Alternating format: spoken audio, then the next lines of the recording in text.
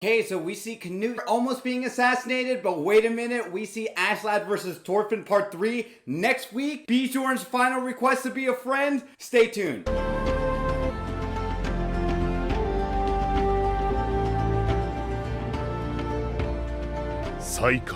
What is going on, guys? My name is DJ Miles and I'm here to review the latest episode of Vinland Saga. This is episode 21, Reunion. And before we begin with this review, if you can go ahead and like this video, subscribe to my channel for more Vinland Saga content down the road. And now let's go ahead and get started because wow, there is so much to unravel with this story. How is this show going to wrap up in 3 more episodes for season 1? Because I have so many questions.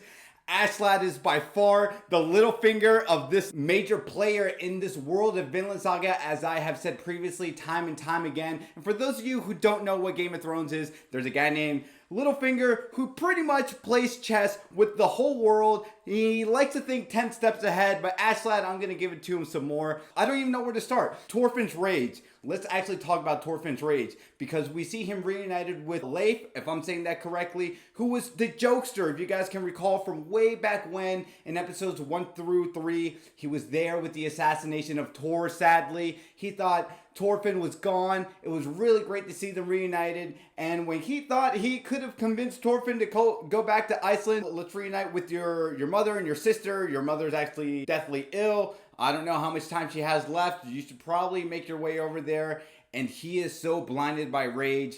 I know we already know this about Thorfinn, but I didn't realize he was so blinded by rage that he even turned down the request to see his mother, his sister, and probably maybe some of the other villagers he could have been close with. Last week's episode, when we saw Leif, I didn't know who the old man was.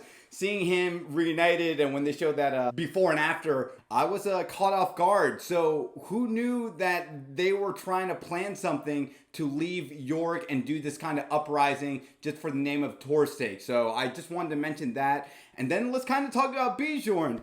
Oh man, I hated this guy, but who knew his last request was wanting a friendship with his good old pal Askeladd? Who knew that he just wanted a bromance so bad with them that it was his final request?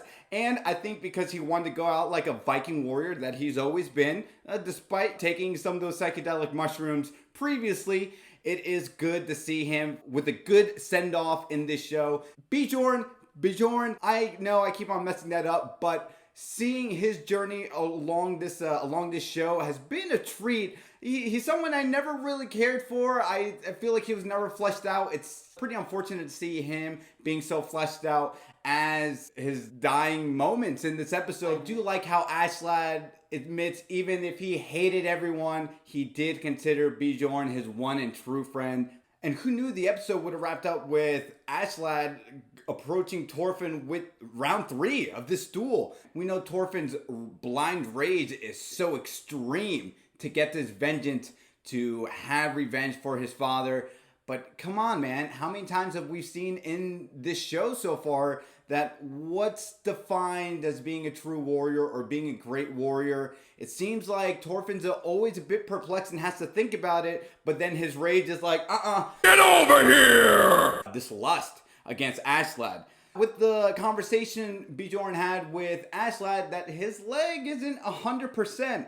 And although Thorfinn's right arm is still messed up from his duel with Thorkill, I'm gonna say I think I'm gonna give the advantage to Thorfinn that, hey, Askeladd, I don't know if he can win this one, but it seemed like when he was done putting down Bjorn to rest, you saw that ominous aura illuminating or glowing around Askeladd, and I don't know, now maybe with the death of his friend, it's going to be enough of a power surge amp for Askeladd to defeat Thorfinn in round number 3. We know that even if Askeladd beats Thorfinn in this upcoming episode, Thorfinn's still going to ask for round number 4, and Askeladd is probably going to give it to him. But switching on to other things, let's also talk about Canute. So we know that King Sweyn wanted to put the assassination out on his son from last week's informal meeting, but we see Askeladd beats him to the punch. Again, man, Askeladd and Littlefinger, I would love to see them in a room together. But yeah, Askeladd, he actually sent out the assassination on his own. He lets out this quote-unquote big secret, because if the public knows that Canute was being assassinated, because wait a minute, doesn't Canute also have a brother? But if someone sent an assassination for Canute, and they're really trying to poise the older brother to be the king, I don't know if I want to follow this current king right now. So not only that, I mean, public perception in this time is very, very important. And because King Sweyn is actually a pretty smart public figure, he knows that now if he wanted to assassinate his son, the fact that there's already bad PR around Canute with him trying to be a target in the first place, it's not a good look. If you guys were speculating that Gunnar was a traitor, well, now we see it come full circle here as well. Yeah, Gunnar, he wasn't someone to be trusted. After that whole speech that Askeladd said about his grandmaster plan, Gunnar immediately runs out to a spy. That spy is going to inform King Sweyn.